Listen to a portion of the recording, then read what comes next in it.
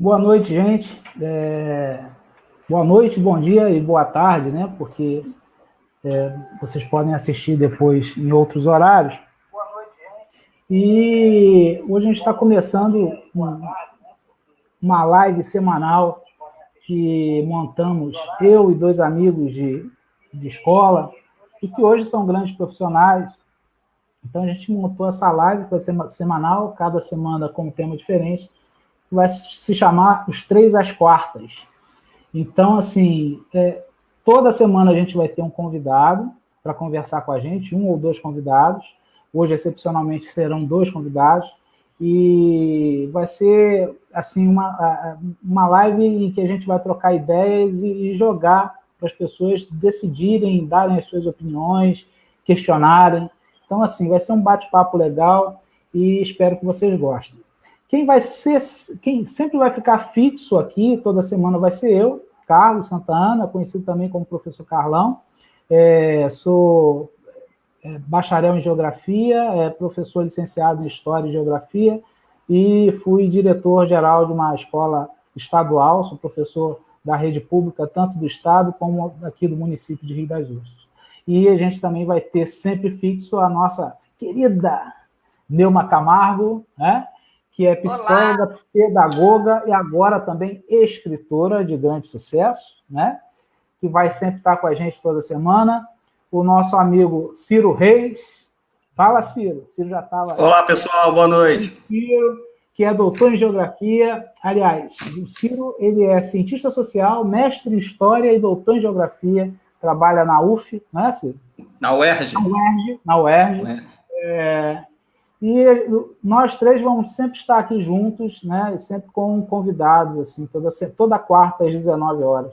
A gente vai fazer essa live aqui, por isso que a gente chamou essa nossa conversa de Os Três às Quartas, né? Então a gente vai sempre ter convidados. E o tema dessa semana, como não acho que é uma coisa que está muito pertinente, né?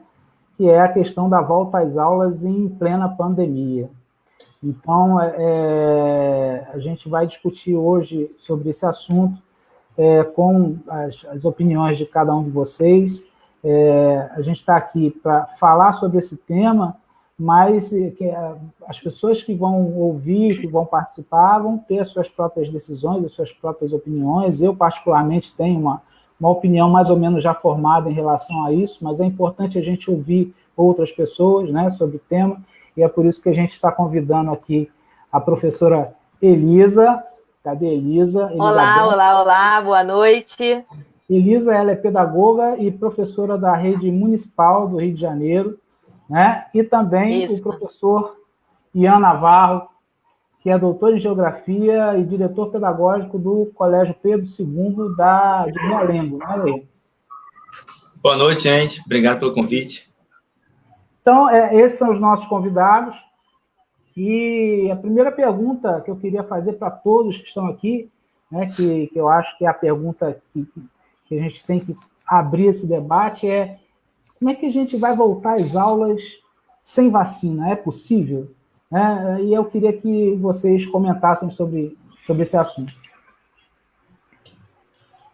Vamos lá.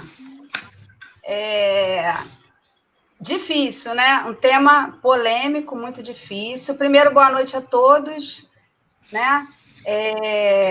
Prazer estar aqui com os amigos reunidos nesse projeto que a gente quer dar voz e espaço, né, aos professores, principalmente, que a gente vê que são os protagonistas aí de todo esse processo, né? Eles precisam ter esse espaço para escuta, para falar, para ter a sua opinião, né, e as suas ideias e experiências ouvidas, e um espaço dos professores, a gente está privilegiando esse profissional que está na linha de frente.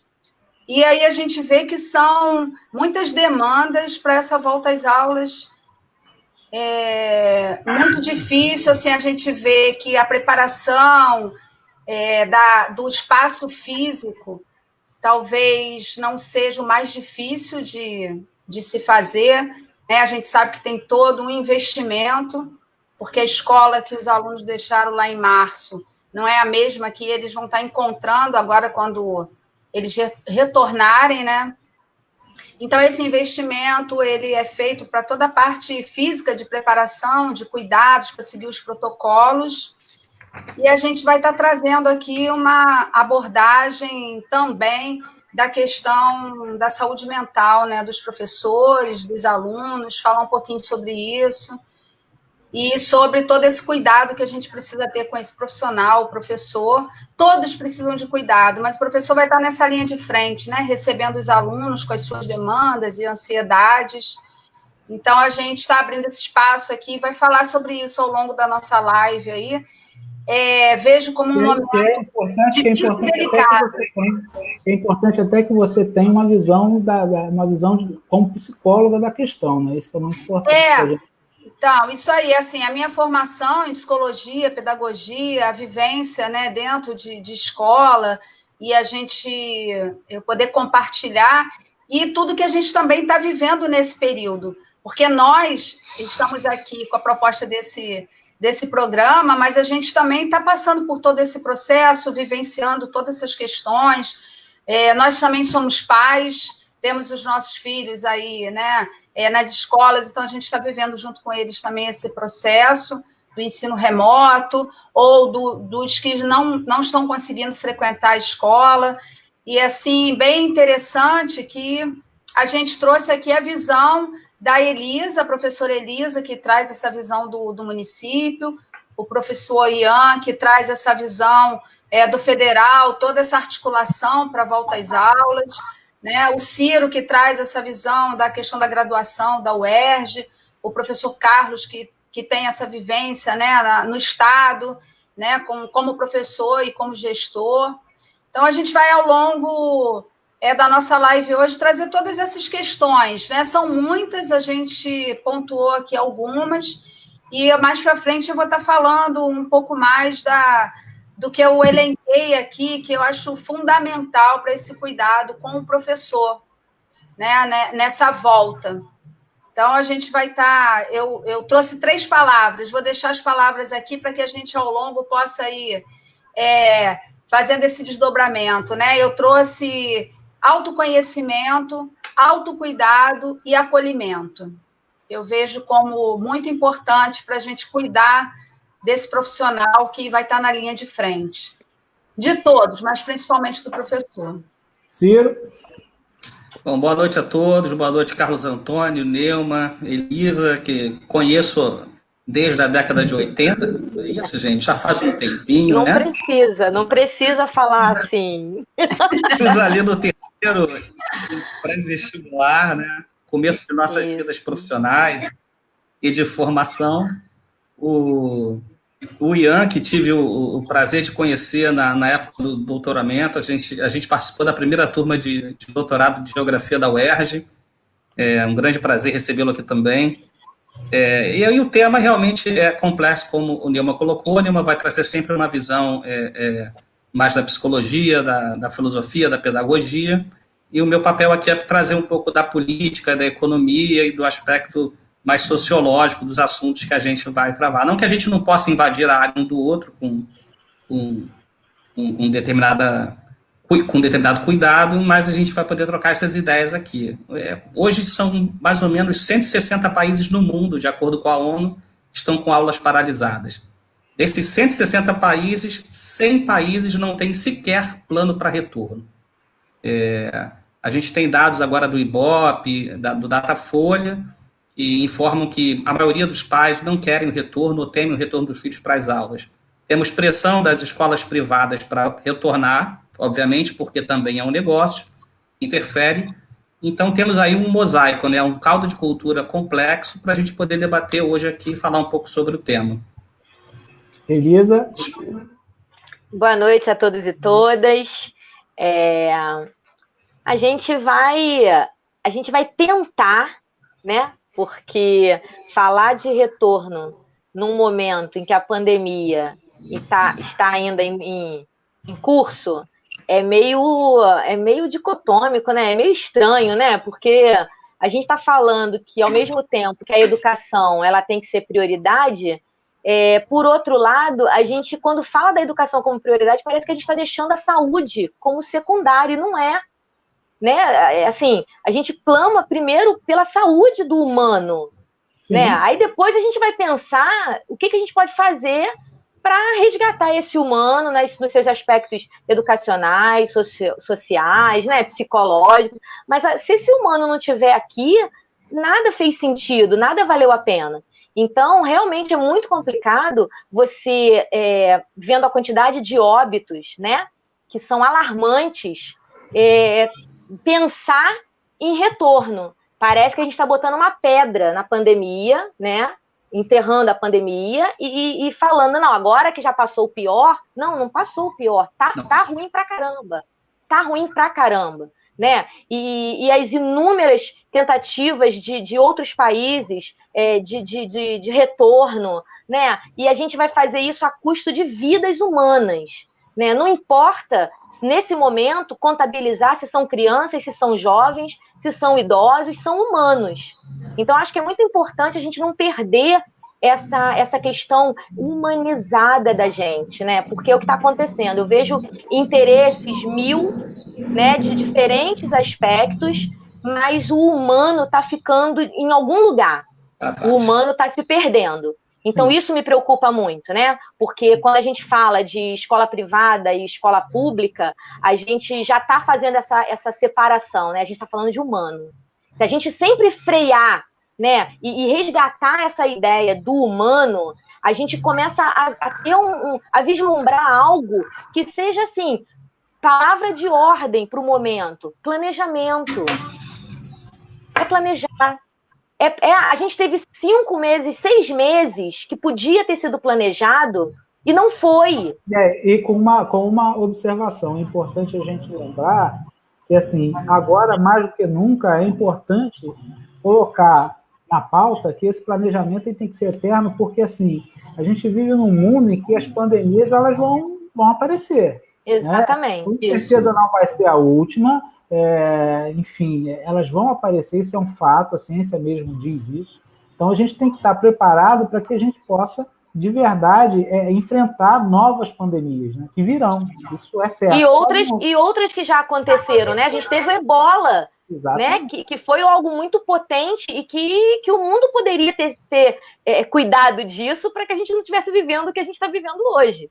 Né? Então, assim, pouco foi feito, porque foi lá, né? Foi na África, né? Foi lá no primo pobre, né? Das nações. Então, a gente vai ignorando, a gente vai deixando para depois. Então, eu acho assim, falar em retorno hoje, eu sou bem, assim, bem radical nesse sentido.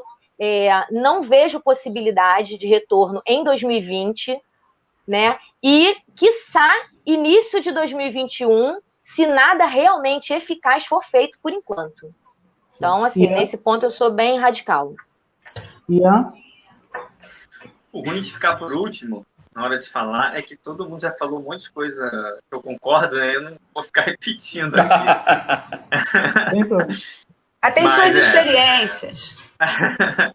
Mas concordo com todos vocês, de fato seria muito prematuro voltar presencialmente agora, né? Como o Ciro falou, existem muitos interesses econômicos e políticos por trás de todo o discurso que a gente encontra, tanto de ONGs ligados com a educação, ONGs famosas, né, ligadas à educação, quanto dos próprios governadores, prefeitos, e também no aspecto público, né, no aspecto privado. Nós também temos grandes grupos econômicos entrando na educação, grandes conglomerados aqui no Brasil, também tem interesses econômicos fortíssimos, né? Então, é isso. Eu concordo com vocês e faço esse adendo. Todos esses interesses econômicos, que não são interesses de pequenas escolas, né? Não é a escolinha da esquina, né, só, né? Que está fechando porque perdeu aluno. São grandes conglomerados internacionais, com papéis na Bolsa, que tem muito interesse, muito lobby no Congresso, muito lobby nas câmaras estaduais e até mesmo nas grandes cidades, nas câmaras de vereadores. Perfeito. Perfeito. Gente, agora eu vou abrir aqui a conversa para que a Neuma e o Ciro façam pergunta para os nossos convidados. Vamos lá, Neuma. Então, eu vou direcionar aqui a pergunta para a professora Elisa. Como ela vive essa realidade, né, do município, alunos, professores e famílias,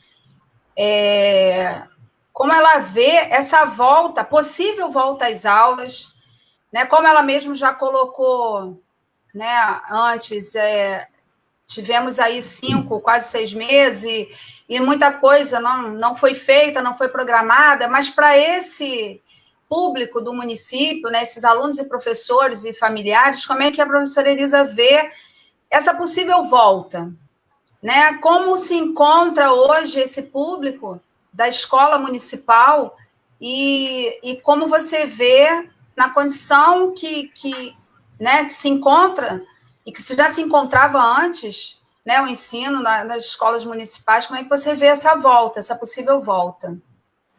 Em relação a tudo que está acontecendo com a educação, principalmente na rede pública, no município do Rio de Janeiro, eu posso falar melhor, a gente só está vendo algo que já acontecia, as mazelas, né, gritando, pedindo socorro. Né? Se você pegar ponto a ponto das dificuldades de um retorno agora, do que os professores sinalizam, do que os sindicatos sinalizam como o dificultador ou né, dos aspectos, é a estrutura básica da escola pública. Né? A gente está falando de recurso humano, a gente está falando de estrutura física, a gente está falando de políticas públicas, né, que não favoreceram, não vem favorecendo ao longo das décadas essa possibilidade de hoje a gente estar no meio de uma pandemia e se sentir seguro, né, retornando às aulas. Então, é muito complexo, por quê? Porque a gente está falando das famílias de uma classe social em vulnerabilidade socioeconômica, onde as políticas públicas durante a pandemia não foram eficazes, porque não houve vontade política para que isso acontecesse. Então, a gente tem as leis, a Constituição, que ampara, que respalda, que dá o suporte para que isso aconteça, mas a vontade política não corresponde ao que a gente tem hoje de legislação. Então, quando eu digo que se esses 5 meses, quase 6 meses, que nós ficamos com as escolas fechadas, tudo que se prometeu, e olha que a gente não está falando de campanha eleitoral, apesar de ser um ano eleitoral, e a gente saber que isso está velado, né? Mas a gente não está falando de promessa de campanha eleitoral, a gente está falando de promessas fundamentadas de uma pandemia mundial, uma coisa matando gente à torta e à direita, sabe? Então foram promessas e promessas de auxílio, de alimentação, com a verba da merenda escolar, sabe? E efetivamente nada disso foi colocado em prática, nada disso contemplou as famílias. Então, você imagina na rede pública, onde a escola... Que a pandemia também escancarou a diferença entre as escolas públicas e privadas, né? Com certeza, ela trouxe algo muito gritante. Ela escancarou, de fato. Na verdade, a pandemia ela reforçou todas as nossas fragilidades como sociedade. Tudo, exatamente. Em todas as esferas. Quer dizer, todos os abismos existentes foram mais reforçados. Né? Toda a nossa desigualdade ficou com cores mais fortes por causa da pandemia. É sempre assim, né? Com as partes mais frágeis. Isso. E eu vejo assim, as famílias... Né, elas são sensíveis, muitas reconhecem a importância e o valor da escola como espaço de aprendizagem, como produção de conhecimento, mas a gente não pode negar que a pressão do capital é fundamental para que essas famílias estejam numa única voz, clamando pelo retorno, apesar do pavor. Apesar de dar a pesquisa de 70 e poucos... existe uma necessidade muito grande dessas famílias que a escola volte, porque é a força de trabalho do capital, entendeu? Então, como você... E aí vai embora, né? Porque aí abre uma janela, um leque de possibilidades. Por quê? Se fala em ensino híbrido, se fala em revezamento, se fala em turno... Gente, se você pegar uma família... onde a mãe e o pai, ou a avó e o avô, os cuidadores dessa criança ou desse adolescente, precisam trabalhar, qualquer tentativa que não seja de segunda a sexta, em horário parcial ou em horário integral, essas famílias vão se despedaçar economicamente. Elisa, só um segundo. A gente está falando de um país em que a criança ela tem o almoço e a janta na escola, às vezes. Exatamente. Né? Exatamente. É a única fonte de alimento do... Que é a única possibilidade que tem. E aí, o que acontece? Se você coloca uma criança além disso, na escola as crianças ficam... Né? Isso. As crianças ficam na escola, como o Ian colocou, quer dizer. Enquanto os pais estão trabalhando, na hora do trabalho dos exatamente, pais, tem esse espaço, né? Porque esse a gente horário sempre que elas ficam lá. Isso, a gente sempre tem uma preocupação, né, principalmente na escola pública, que ao longo do tempo isso foi se fundindo, né? A escola não é depósito, a gente ouve muito isso, né? Mas a escola pública, principalmente, hoje ela não pode mais fugir à sua responsabilidade social, à sua função social. Né? Então, ela é sim um espaço de aprendizagem, mas ela ocupa uma função numa pirâmide muito importante, sequer fundamental, nessa estrutura social das famílias e econômica. Então, você pegar uma criança, por exemplo, e alternar, ela vai ter aula segunda, quarta e sexta. Aí o irmão, que era o outro mais velho, que levava ele para a escola, não era a mãe, não era a avó, era o irmão. Isso é uma realidade, Elisa, que não é só da rede municipal do Rio, não. Uma realidade do Brasil inteiro, que eu vejo... No colégio estadual, a gente tinha que, às vezes, adequar, às vezes, botar alunos em uma mesma sala, porque eles voltavam juntos. Por conta dessas... lançar mão de estratégias, considerando essa realidade social. E aí você vê que, na teoria, né, você tem aí a atividade híbrida, alternância, né, revezamento. Gente, vamos colocar o pé no chão, né, e vamos ver de que criança a gente está falando, de que jovem a gente está falando, né, de que adolescente a gente está falando. É uma realidade que parece que quem está elaborando, né, vive em outro país. Se as promessas não foram cumpridas, como você falou, né, de dar o suporte e a rede de apoio básico a esses alunos durante a pandemia, então eles não tiveram esse suporte durante a pandemia, enquanto estavam em casa para se proteger, e a volta não tem significado. A volta porque esse suporte, se não foi dado, né, durante a pandemia, como é que foi essa preparação para a volta? Será que foi feita? Será que a promessa vai ser cumprida? Né? Dos protocolos e da rede de apoio, do que se pode oferecer para a volta, né?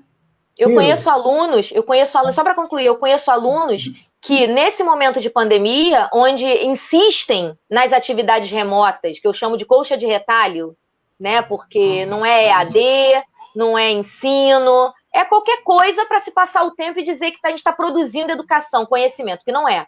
Mas eu conheço alunos com 12 anos que estão trabalhando para ajudar o dinheiro em casa. Então, não estão fazendo o trabalho de casa que os professores estão passando, nem é tanto por causa da internet. Não, estão trabalhando, estão levando dinheiro para dentro de casa, estão nos semáforos, vendendo qualquer coisa, pedindo dinheiro.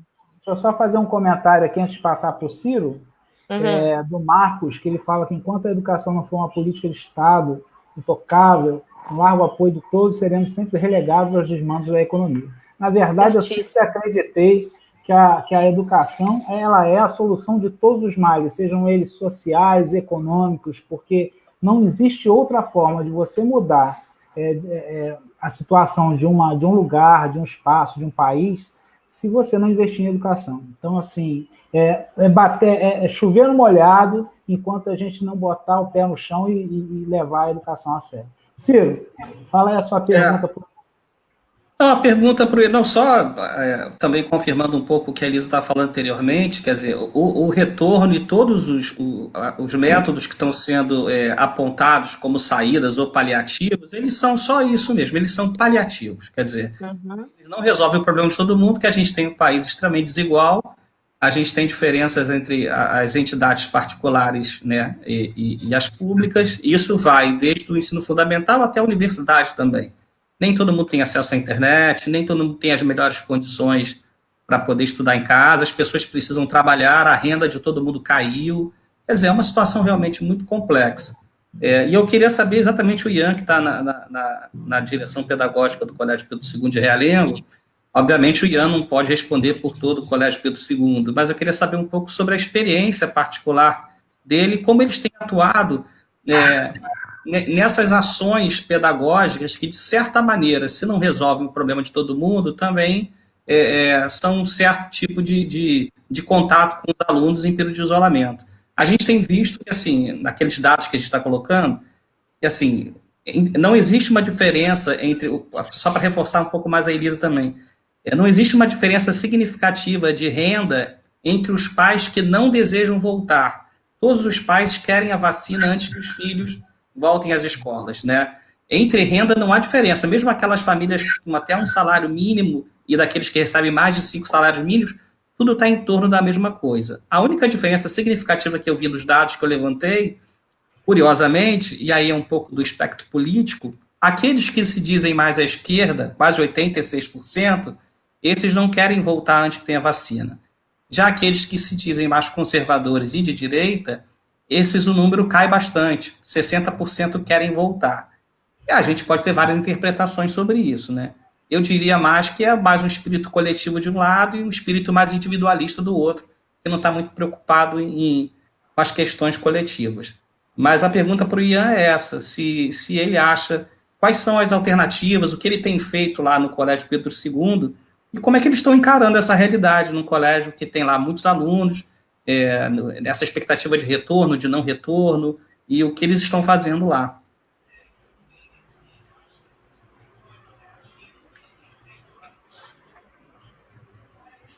O Ian nos ouviu? Ian? Acho que travou, né? Travou. Acho que travou. Ian, tá ouvindo? Deixa eu ver se entra. Ô, Carlos Antônio, você lá chegou a pegar na direção esse tempo ou não? Sim, sim. Na verdade, que o Estado, a gente tem que seguir uma determinação que é a do Estado do Rio, né? Uhum. Que é a complementação à distância, mas a gente chega, quando a gente vai fazer uma análise de porcentagem do que realmente dos que estão tendo acesso a essa complementação à distância, não chega a 30%, né? Então, assim, poucas pessoas estão tendo esse acesso por vários motivos, né? Desde a dificuldade de acesso à tecnologia, até mesmo a questão de não ter vontade de acessar o ambiente virtual para ter aquela informação, né? Se sentem instigados, né? Motivados para isso, né? Não se sentem instigados. Você ouviu a minha pergunta? Ouvi sua pergunta, na hora de responder, caiu aqui. Então vamos lá, Ian. Não, o Pedro II é um colégio muito grande, com 13 campi, né? Então, de fato, eu não tenho como responder pela escola toda, mas a escola, ela tem adotado uma postura bastante democrática, de debate em todos os seus conselhos, nós criamos grupos de trabalho para debater, e existe um gap, um abismo econômico muito grande entre os alunos do Pedro II, porque nós temos alunos muito, muito pobres e, ao mesmo tempo, alunos de classe média alta. Às vezes, na mesma sala, em campos como Maitá, no centro, por exemplo. Então, alunos que não têm, às vezes, têm um aparato tecnológico em sua casa. A gente fez essas pesquisas, né? E até corroboro o que a Elisa e o Ciro falaram, esse gap econômico, ele é muito difícil de ser superado, porque ele não se refere só à economia, existe todo um capital cultural familiar, né, que, às vezes, mesmo você com a tecnologia em casa, você não tem letramento digital para usar, ou você não tem a família para dar o apoio, porque, como vocês falaram, as pessoas até os alunos estão trabalhando agora, porque o desemprego está altíssimo e tal, a gente tem notícias exatamente disso que o Carlos e a Elisa falaram, né? Que os alunos, de fato, têm que ajudar os pais, às vezes numa barraquinha de açaí, exatamente, na calçada, ou fazendo coisa aqui na cidade grande, né? Vendendo coisa no sinal. Então, infelizmente, essas desigualdades vão aumentar ainda mais, pouco o abandono, a evasão escolar, se a gente não ficar muito atento aos alunos enquanto diretores, será altíssima. Ian, só uma observaçãozinha, porque você vive uma realidade que é um pouco diferente da minha, enquanto gestor de colégio público, né, do Estado.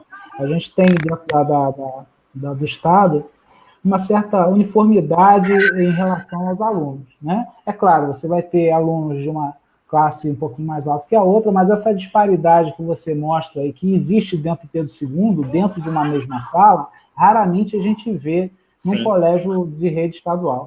Como é que o Pedro II lida com isso? Como é que vocês estão resolvendo essa situação dentro desse processo de pandemia? Foi fornecido um auxílio emergencial financeiro para a compra de um tablet com 5 meses de internet para os alunos. Cada campo teve uma verba, dependendo da sua necessidade, mas eu acho, mesmo assim, insuficiente. Eu acho que, conhecendo essa realidade, esse gap econômico que existe, ainda vão ter alunos sem essa ajuda econômica, né, que vai chegar até eles. Porque você, quando faz ano passado, por exemplo, enquanto ainda o mundo existia como a gente conhecia anteriormente, você fazia um trabalho, dividia as turmas em grupos para fazer um trabalho na sala, isso eu já vi, né? Tinham 2 grupos com iPad e um grupo sem nada, ou com celular. Eu sou professor de geografia também, Carlos. Então, você vai falar, vamos fazer um trabalho aqui com o Google Maps. A gente vai fazer o trabalho de campo, faço muito trabalho de campo com os alunos. Vamos ver o trajeto, estudar o trajeto, a distância, escala. E aí você tem um grupo com iPad e um grupo sem nada, né? Isso sempre ficou claro na escola. Tanto é que a escola tem os auxílios emergenciais, os auxílios econômicos para os alunos todo ano. Porque, de fato, como a gente sabe, os alunos vão para a escola comer muitas vezes, né? E às vezes a gente olha que é Pedro II, às vezes o aluno está com uniforme impecável, ali, porque a gente cobra muito uniforme lá no campus, o aluno está... Você nem imagina as necessidades que eles estão passando na casa deles, né? Eu também sou coordenador de um núcleo de pesquisa na escola, o NEPAG, que é o Núcleo de Estudos e Pesquisas Audiovisuais em Geografia. Então, nesse grupo, os meus bolsistas, eles ficam mais próximos a mim, né? Eu fico amigo da família deles e tal.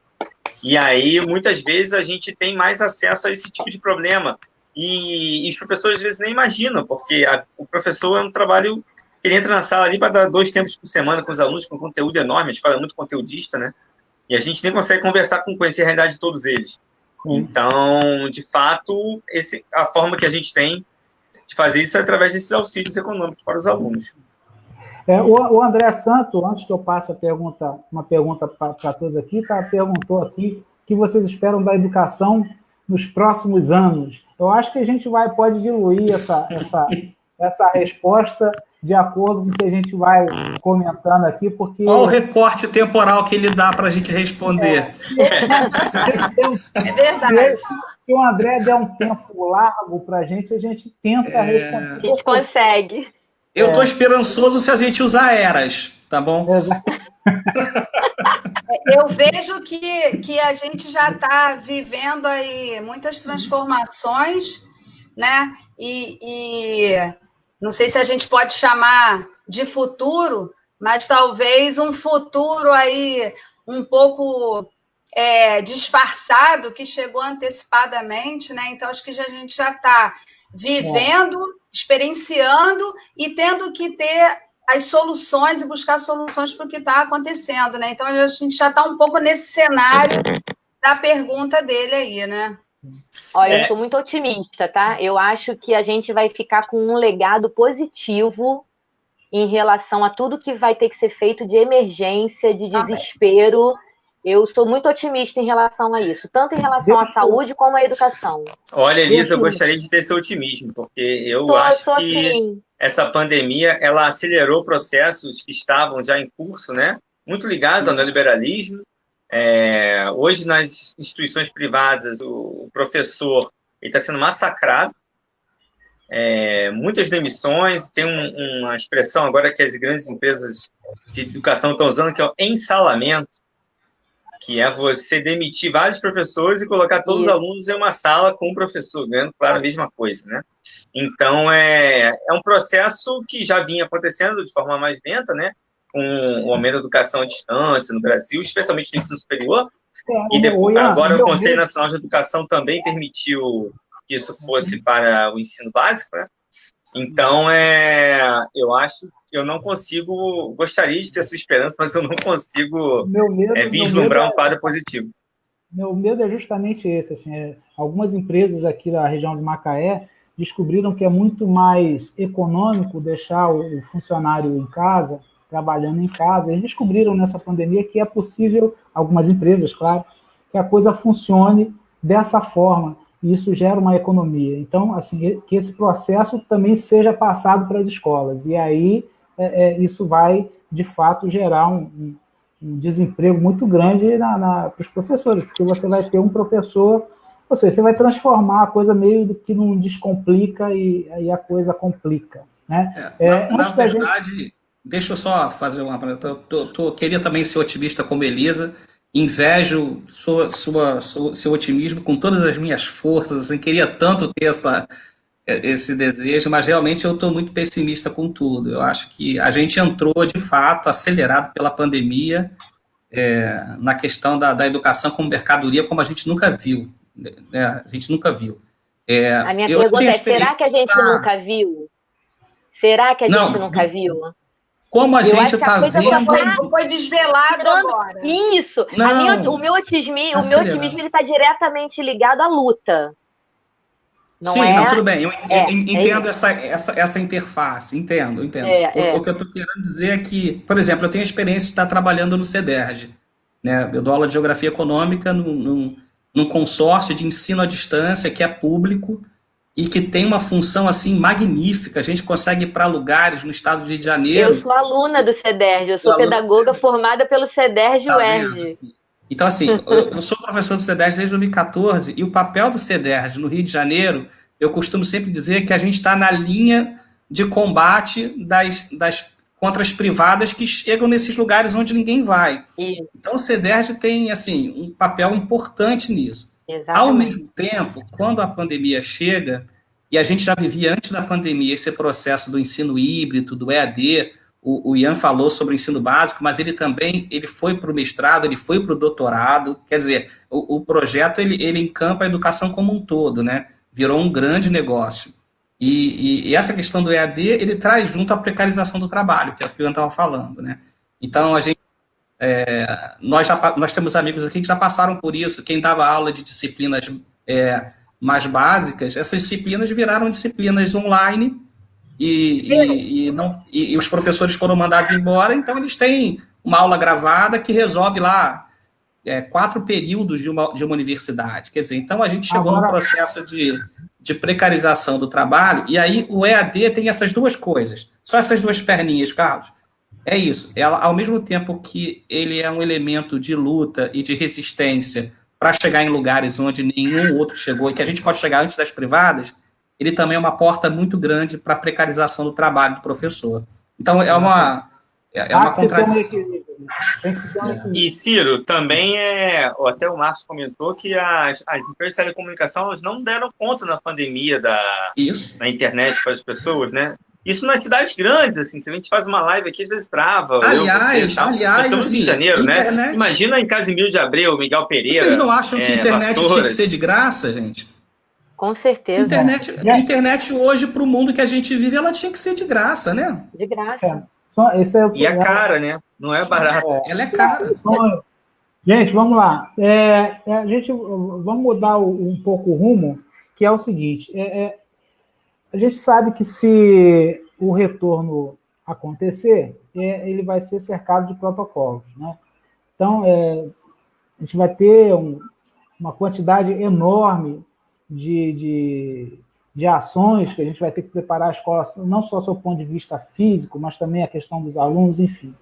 Até que ponto esse retorno, em cima de tanto protocolo, em cima de tantas regras, tantas normas, isso pode criar efeitos tão negativos quanto o próprio confinamento para os alunos.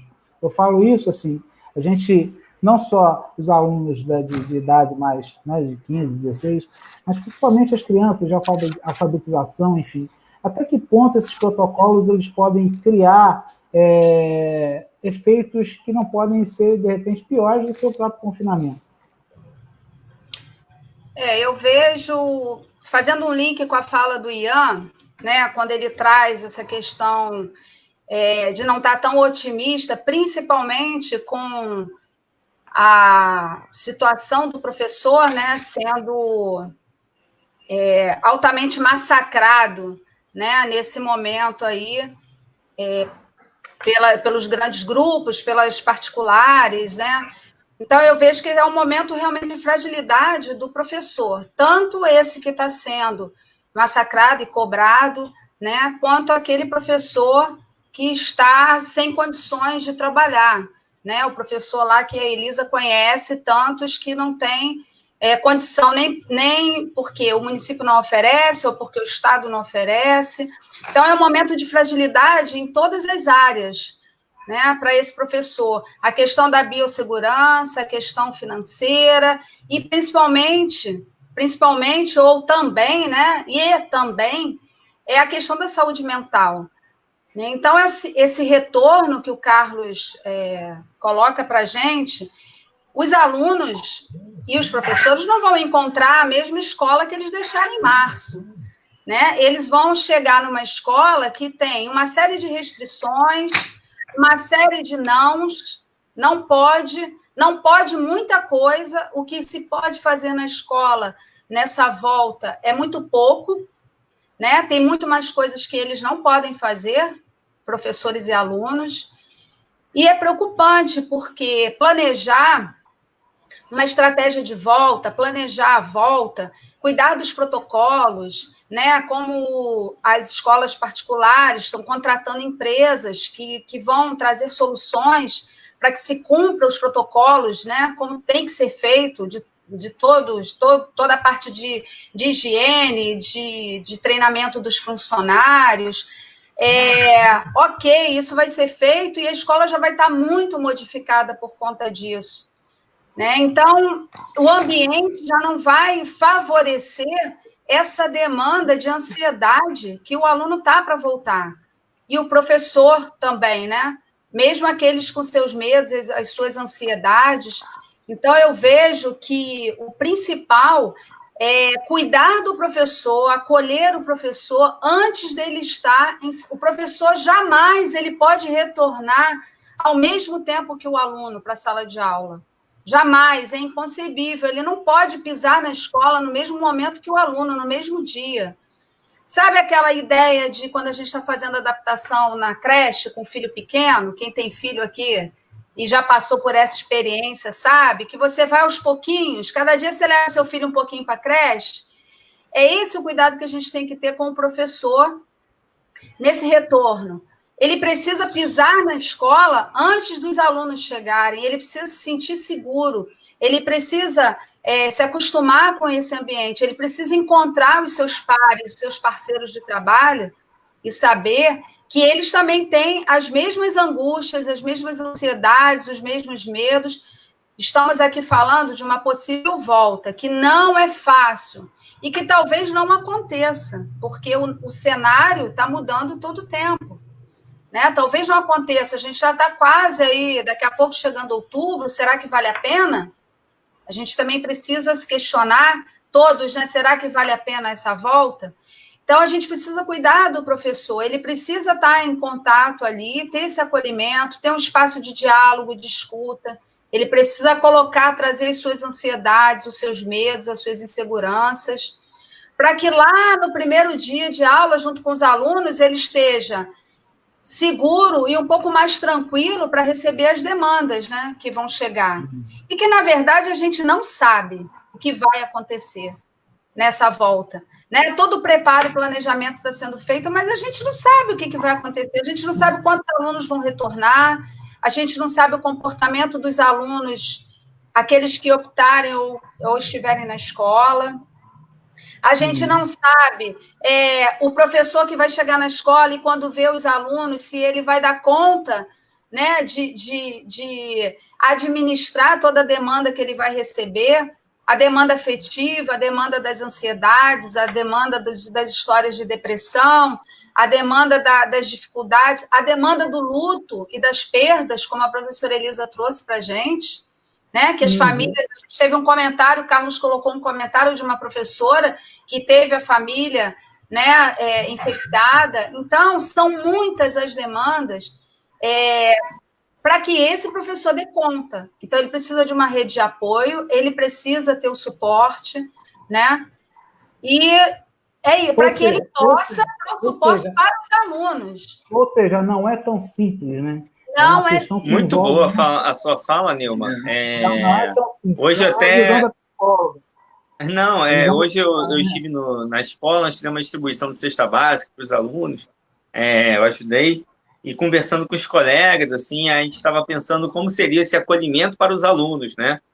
Mas se o professor não estiver acolhido, como ele vai acolher os alunos? Eu achei muito boa essa colocação. Ele precisa ser ouvido.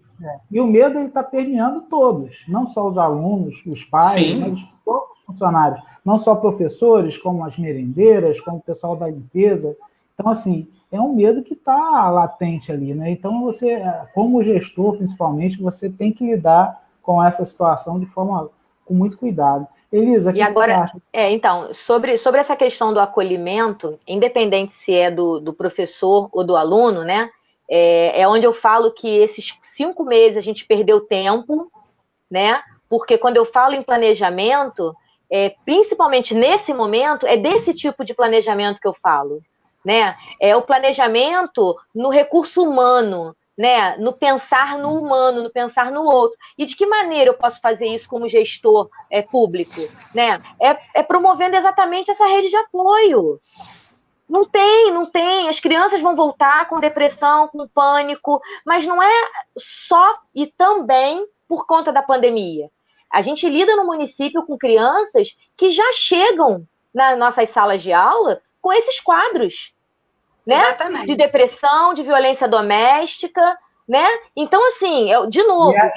Inclusive, Elisa, que aumentou muito durante a pandemia, né? Aumentou o índice Isso, de violência porque o que acontece? Você expõe, né, essas pessoas, e aí a gente fala também, né, de quantas mulheres, como o Carlos falou, quantas professoras mulheres, né, tinham na sua ida para o trabalho lá, né, uma fuga, porque também vivenciam violências domésticas, né? É por isso que eu falo que quando a gente fala do humano, a gente para de categorizar, né? A gente começa a trabalhar o todo. Então, o humano hoje está doente, né? Está doente pelas mazelas da própria pandemia e está doente por conta de toda essa estrutura emocional que ninguém estava preparado para receber e para passar. Né? Uns vão sofrer muito mais, outros menos, mas o sofrimento e a dor, o luto, como a Nilma falou, ela está presente. Não há uma escola hoje, pública ou privada, que não tenha que ter uma estratégia para lidar com o luto. Sim. Isso que eu ia falar. Isso é uma questão de todas as esferas. Municipal, federal, estadual, particular. Nesse quesito, não há diferença, não há abismo. Exatamente. É um quesito muito perigoso, mas não há abismo, porque em todas as esferas isso acontece, né? Sim. Gente, agora a gente vai partir para uma última rodada de perguntas aí, que a Nilma e o Ciro vai fazer para os nossos convidados, para a Elisa e para o Ian. Vou pedir para que vocês sejam bem curtinhos na pergunta e que os convidados também curtinhos, se é que é possível, por conta do nosso tempo. Mas vamos lá, Nilma. Pode ser o Ciro, vai lá. Vou só aproveitar o finalzinho aqui da discussão para depois entrar na pergunta especificamente, tá, doutor Carlos? Assim, só para dizer que o que a Elisa estava apontando e que a gente tem conversando, o que a gente vem conversando, a gente está num momento de derretimento completo das nossas instituições, né? Acho que a gente não pode deixar de falar isso. Quer dizer, é o pior momento das nossas políticas públicas, assim, sem dúvida nenhuma. A gente ficou A gente está sem MEC, cara. A gente está sem MEC, a gente ficou sem MEC. ministro da Saúde. No momento de pandemia, a gente não tem o ministro da Saúde, né? Enfim. Isso. E aí, políticas públicas nessas condições, especialmente para nós aqui, que a gente foi agraciado com federal, estadual e municipal, com políticas públicas que eu as considero muito frágeis e precárias. Não só aí, né? Vamos lá. E tudo isso muito frágil. Eu vejo, para tentar pegar um pouquinho do otimismo da Elisa, eu vejo também, eu não posso deixar de falar sobre também o lado que se esforça nisso. Eu estou numa instituição que é muito inclusiva, né? A UERJ é muito inclusiva, a história da UERJ é de inclusão. Então eu vejo muita gente trabalhando na UERJ para que as coisas funcionem. Agora mesmo a gente vai ter a distribuição dos kits que conseguiram para os alunos que não têm acesso à internet, para poder ter acesso. Estou vendo o esforço dos professores tentando entender o processo das aulas remotas, né, que são aulas especiais. Ciro, vendo todo... Ciro, não te interrompendo, mas Sim, o que a gente percebe é que as coisas, na verdade, elas estão funcionando porque a gente quer que funcione. Né? Exatamente. Funcionam apesar de. Apesar de por conta da gente, dos profissionais, professores, diretores, enfim. Isso. Porque somos nós que estamos carregando essa situação toda, porque é o que você falou, a gente não tem um norte, a gente não tem um MEC, a gente não que se comunica e conversa. A gente, para a gente poder conversar, eu entrei no MEC, fui ver as diretrizes do MEC para o retorno. São coisas completamente... fora da realidade.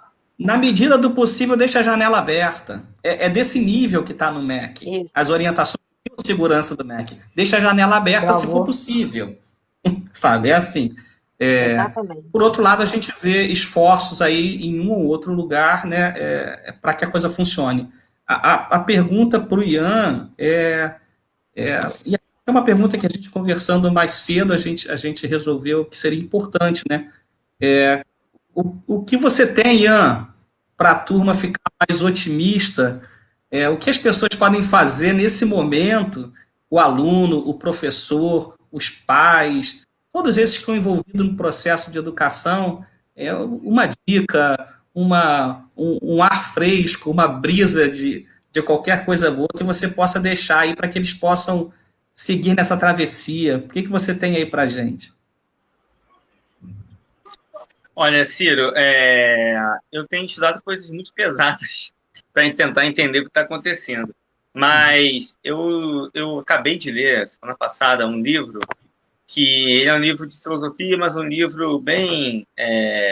um livro pequeno, de um filósofo coreano que está na moda agora, que trabalha na Alemanha, o Byung-Chul Han, que é o Psicopolítica. Eu recomendo muito esse livro, e lendo esse livro, que já foi lançado uns 3 anos atrás, eu compreendi muito melhor o processo que a gente está passando agora na pandemia. Tá? Eu tenho falado isso com os alunos que eu tenho em contato, que estudar é fundamental para a gente entender o que está acontecendo e não ser atropelado pelo que está acontecendo. Porque senão você só vai com a maré, só vai com a correnteza, né? E a gente precisa entender, e como a Elisa falou, ela acredita na luta também, mas para lutar você precisa estar preparado para a luta. Sim. Você precisa ter ferramentas para a luta. Você estuda que ferramentas você tem. Né, Ian? É o biopolítica. E a biopolittica. Biopoder e biopolítica, isso. Dentro da filosofia tem a questão do biopoder e eu tenho um livrinho, um pocket, um pocketzinho. Então, para a luta, a gente tem que ter ferramentas para lutar. A gente não vai lutar com as mãos vazias, vamos lutar com... E não com arma, com o livro na mão, já querem botar a arma na nossa mão e querem tirar os livros, né? Vamos enchendo essas mãos de livros. Eles estão taxando os livros, né, Ian? Melma. Então, depois também vou deixar aí uma dica, né? O que eu tenho é um comentário, né? Porque o que eu vou comentar aqui, junto com a professora Elisa, daria uma outra live, o que a gente pode, na verdade, Elisa, por favor, não faça outra live agora. Nós podemos programar. Não, um fator importante que eu preciso, né, trazer, mesmo que a gente só cite e a Elisa fale um pouquinho da realidade ou confirme o que vai ser falado, que são os alunos de inclusão. Sim. Onde estão esses alunos de inclusão na pandemia? Onde esses alunos de inclusão ficaram na pandemia? Nada melhor do que a Elisa para falar sobre isso.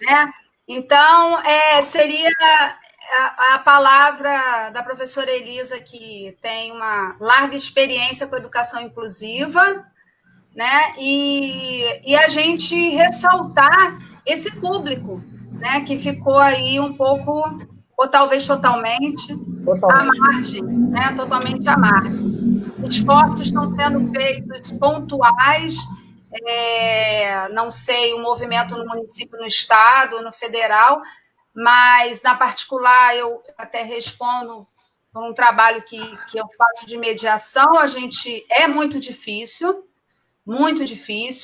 não basta só a tecnologia só não resolve, mas é uma preocupação muito grande.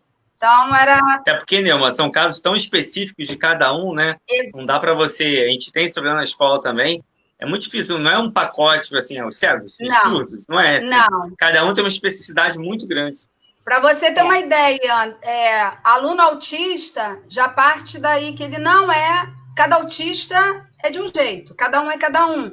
Então, você pode ter 10 alunos autistas na sua escola, você vai ter que ter 10 maneiras diferentes de trabalhar, porque você precisa, exatamente, conhecer a particularidade. Então... Isso aí é uma outra live mesmo. Né? Outra live. Mas essa Elisa Já deixa a convidada. Já vou agendar. O comentário dela, porque é importante a gente trazer esse assunto. O primeiro ponto que eu acho que é assim, fundamental é o seguinte: os alunos incluídos sempre foram excluídos e ponto. Tá?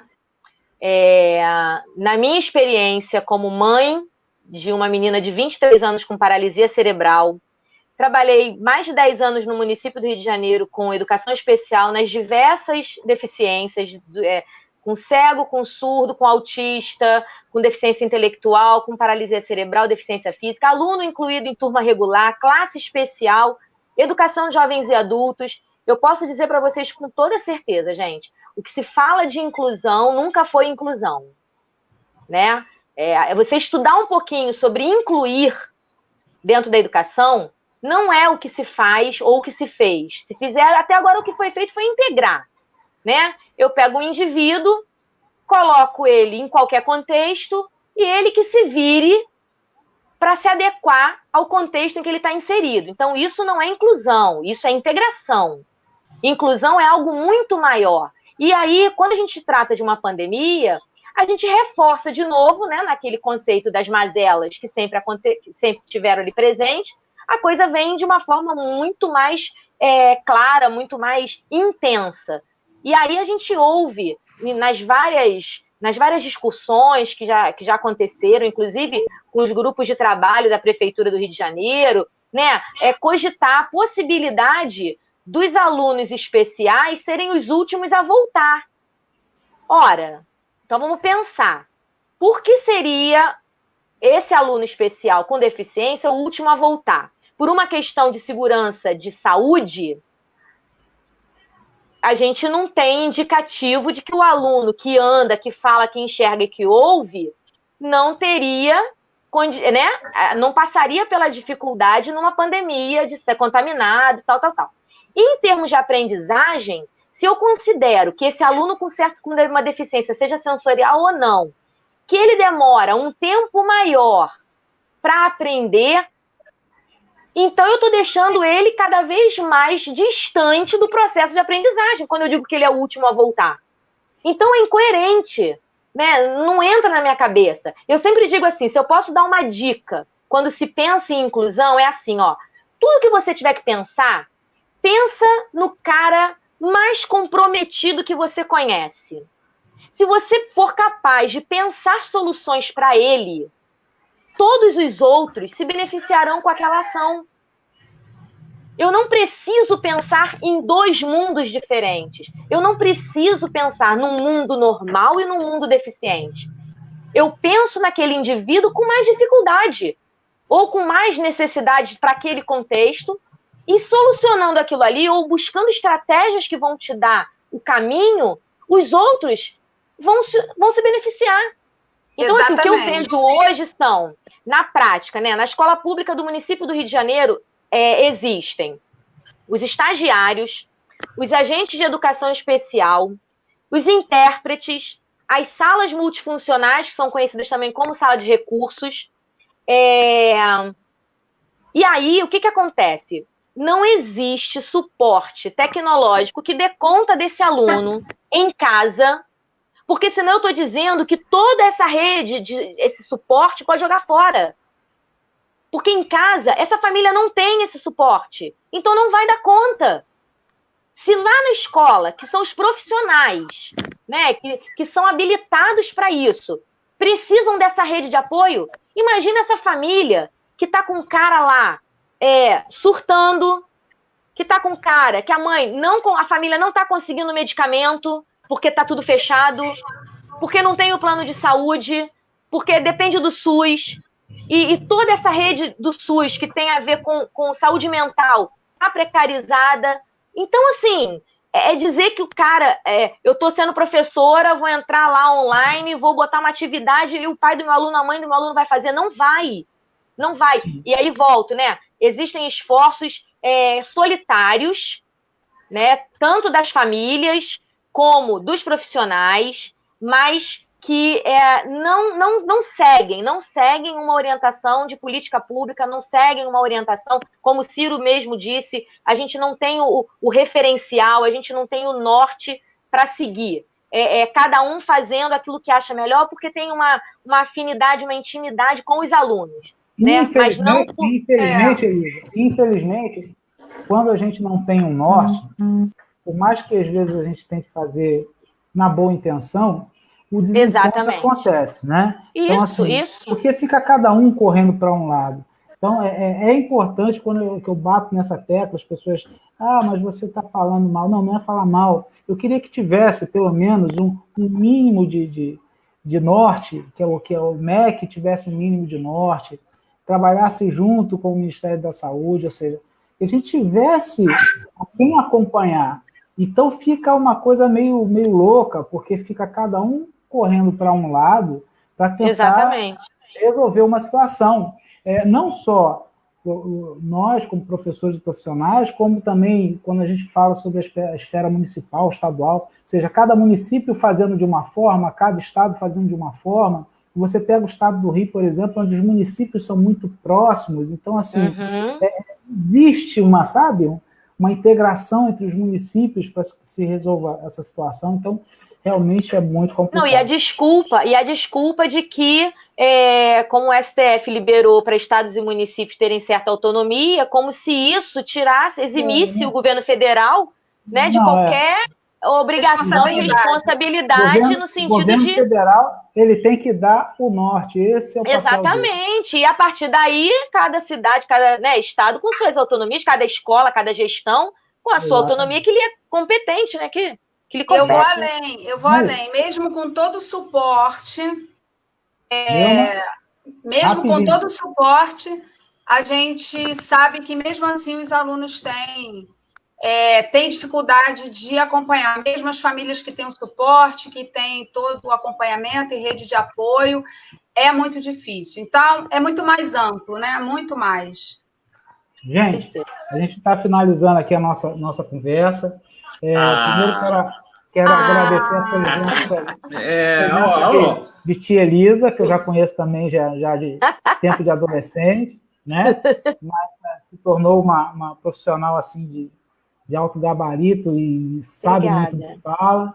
O Ian também, agradecer a presença dele, mas sem antes pedir para que vocês façam uma consideração final, cada um de vocês, para que a gente...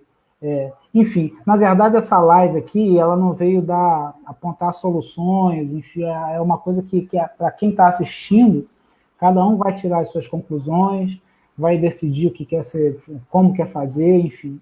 A gente discutiu aqui os nossos medos, os nossos anseios, de que forma poderia ser feito, e às vezes a gente até sonha um pouquinho, né? Mas que a gente sabe que muito do que a gente falou não vai se concretizar, porque ou não existe um interesse econômico, ou não existe um interesse político, seja lá qual for, mas a gente tem que debater, a gente tem que discutir, porque isso afeta a vida de cada um de nós, né? E quando se fala de educação, eu acho que educação é a base de tudo, gente. Sem educação, repito, a gente não tem saúde de qualidade, a gente não tem dinheiro no bolso, a gente não tem uma vida boa, a gente diminui as diferenças sociais, enfim. Então, eu queria que vocês fizessem um comentário que seja curto, mas que seja legal aqui para a gente poder se despedir. Primeiro os convidados, depois a gente, né, Ciro? Vamos começar primeiro pelas damas, Dona Elisa Gama. Bom, gente, primeiro, assim, eu me sinto muito, muito honrada pelo convite, muito feliz de ter matado a saudade, principalmente do Carlos e do Ciro, que tem muito tempo que eu não vejo vocês. Dizer que eu estou, assim, mais uma vez, muito otimista, principalmente porque agora a gente vai ter aí o canal, né, de 3 às quartas, e aí a gente vai ter a possibilidade de ver outros debates, né, ao longo desse momento, e dizer o seguinte, que existem muitas soluções, né, existem muitos caminhos, é isso que me dá o otimismo que eu falo, porque a gente pode não saber qual é o que se adequa ao momento, mas a gente sabe que existem soluções. Então, assim, eu estou aqui na luta, participando desses debates que são tão importantes, tão enriquecedores, né? Porque a gente consegue abrir um pouco, cada vez que a gente debate um pouco sobre educação, a gente amplia, né, o conhecimento, as nossas visões, a gente quebra paradigma o tempo todo, né? Cada vez que a gente ouve uma outra percepção diferente da nossa, a gente tem ali a possibilidade de aprender e de construir. Então, eu sou otimista, sim. Acredito realmente que, nesse momento, não seja a hora de retorno. Torço muito para que as políticas públicas, ainda que tardiamente, comecem em algum momento antes do retorno, né? E, apesar da pressa e da correria que está, inclusive economicamente, politicamente, quando se fala de vacina, né? Dessa disputa, essa competição, que as pessoas sejam mais responsáveis, né? Que elas assumam mais a responsabilidade de gestores, seja de gestor público, seja de gestor das escolas, né? Tanto da rede privada quanto da rede pública, no sentido de proteger a vida humana. Então, assim, agradeço profundamente e, assim, até a próxima, que a gente ainda vai fazer uma live sobre educação especial. Não, vamos sim, tá marcado. Agora eu vou levantar a bandeira. Vamos! Muito obrigado pelo convite. A Elisa me contagiou um pouquinho com a positividade dela. Plantou uma sementinha em mim. Mas, que bom, né, Elisa? Mas eu acho que a gente tem que se preocupar muito agora com os profissionais de educação. Tanto no aspecto psicológico deles, no momento agora que nós estamos muito sozinhos, né? A função do professor é um pouco solitária, né? Porque a gente vê os colegas na sala dos professores ali rapidinho no recreio, na hora do almoço, né? Então, mas eu estou muito preocupado com o futuro da nossa carreira. A precarização é muito grande. Eu acho que é a hora, não só dos professores, como dos servidores técnicos, dos inspetores, todos nós nos unirmos para defender tanto a escola pública quanto a universidade pública, e também o trabalho dos profissionais das escolas privadas. Que eu acho que essa luta tem que ser conjunta. É por isso que eu acho que a gente tem que ter ferramentas para essa luta. Não adianta ficar gritando só palavras de ordem, tem que sentar para mostrar o que está errado, estudar e como superar isso. Então, estudar é fundamental e unir todos nós. Já que nós estamos sendo norte institucional, vamos criar o nosso caminho de luta. Vamos juntos valorizar. E quando eu digo valorizar, não é só em relação a salário, não. São muito mais. tá? São as condições de trabalho, o reconhecimento da sociedade do nosso trabalho, tornar a escola um ambiente menos violento. A escola brasileira, isso é tema para outra live, claro, mas a escola brasileira é muito violenta, né? Eu já tive a oportunidade de dar aula e conviver em escolas em outros países, assim, o nível de violência e de estresse é muito menor que o Brasil. Então, eu acho que o professor e os inspetores e todas as pessoas da secretaria, né, também, que estão ali no front de batalha, com os pais também, Porque quando a gente fala de profissionais de educação, Ian, quando a gente fala de profissionais de educação, eu bato sempre nessa tecla. Fala-se muito só de professor, né? Sim. Mas, assim, é toda aquela engrenagem que faz a escola funcionar. Toda estrutura humana, né? Desde a faxineira, a merendeira, a menina da secretaria. Então, assim, é todo mundo junto, não tem diferença, entendeu? É uma chance de um recomeço, então vamos pegar essa chance, pegar a sementinha que a Elisa plantou e colher bons frutos. Boa noite aí. Muito bom. Neuma. Vamos lá. Bom, adorei participar, a gente passa tão rápido, né? Que pena que acabou rápido. Feliz aí com... Eu também sou muito otimista, viu, Ian? Eu acredito a gente está passando um momento difícil, muito complicado, incerteza, mas a gente vai tirar a parte positiva desse momento de pandemia, principalmente nós, professores. E a proposta desse programa aqui é que a gente abra esse espaço. Toda a estrutura humana ela é importante, né? Desde do inspetor, do quem fica lá recebendo os alunos e pais na porta, até o gestor, professores, alunos. Mas eu assim, vejo que a gente precisa abrir espaço para o professor se apropriar da sua atuação, da sua função. A gente precisa proporcionar esse espaço de diálogo. Eu vejo que há muitos espaços, talvez até esse seja mais um, mas a gente vai querer sempre plantar essa sementinha de que o professor precisa se apropriar da sua atuação e do seu valor e do seu potencial, porque o professor faz muita coisa, muita mesmo, que a gente nem conhece. E se muita coisa funciona na estrutura, no público, o privado tem mais recursos, mas se no público funciona, é muito professor, né? É o professor que está na linha de frente. E aí eu queria deixar aqui uma proposta que pudesse ser realizada, rodas de conversas, que possam ser, já que estamos aí com as aulas, né, remotas, que possam ser oferecidas aos professores, roda de conversa onde ela pode ser implementada agora virtualmente e que se isso seja levado posteriormente. Acho que isso é um legado que pode ficar, né? Nessa visão otimista do que a gente pode levar depois para o presencial e quando tudo voltar a caminhar ao normal, não, mas a caminhar de uma forma sem a doença, sem a pandemia, né? Para que sejam promovidos diálogos de elaboração desses conteúdos afetivos. Então, acho que já é uma forma de preparar o professor, o aluno, o gestor, toda essa estrutura humana que faz parte, que pudessem ser oferecidas essas rodas de conversa virtualmente e depois sendo carregada por presencialmente, para que as pessoas tenham espaço de falar das suas angústias, medos, inseguranças e, assim, com muita propriedade, com muita certeza, eu digo, quando eu falo do meu medo, da minha insegurança, num grupo de pares e parceiros, onde eu vejo no olho do outro, mesmo que seja virtualmente, eu estou aqui vendo o olhar de vocês, eu vejo no olho do outro que ele tem a mesma, ele compartilha da minha angústia, do meu medo, eu esclareço.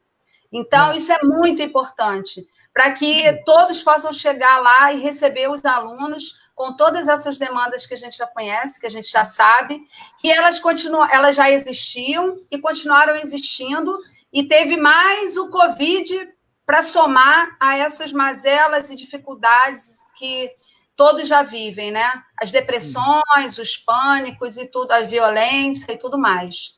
Então, esse fica a minha dica. Só para complementar o que a Neuma só para complementar o que Neuma falou, por mais psicólogos nas escolas. Né? Por mais psicólogos nas escolas. Por mais programa de saúde nas escolas, que já existiu, que são os PSEs das clínicas da família. Exatamente. Isso aí.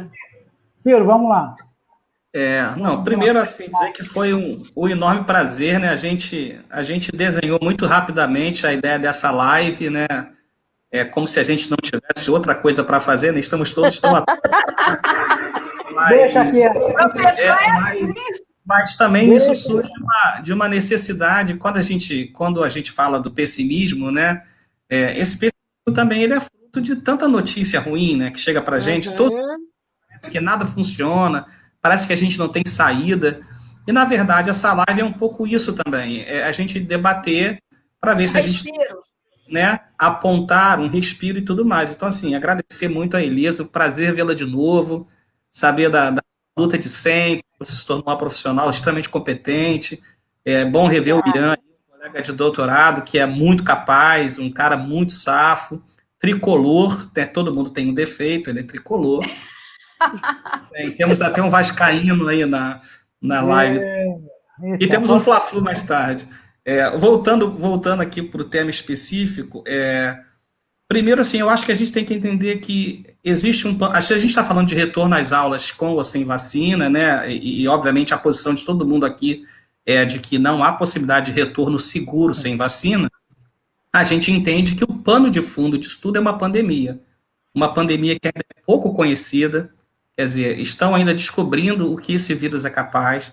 Então, quando a gente fala de retorno às aulas, eu vou dar um exemplo particular, né? A gente acabou de receber um e-mail hoje da escola do Pedro, dizendo que vai retornar dia 21.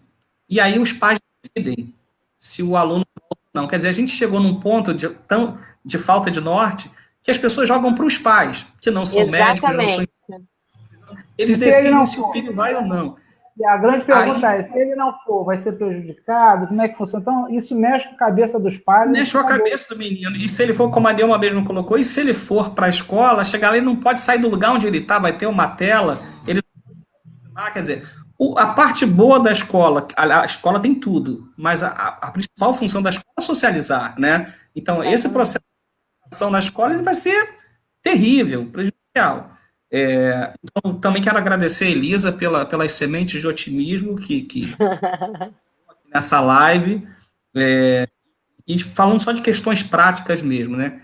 Crianças, em geral, elas são assintomáticas.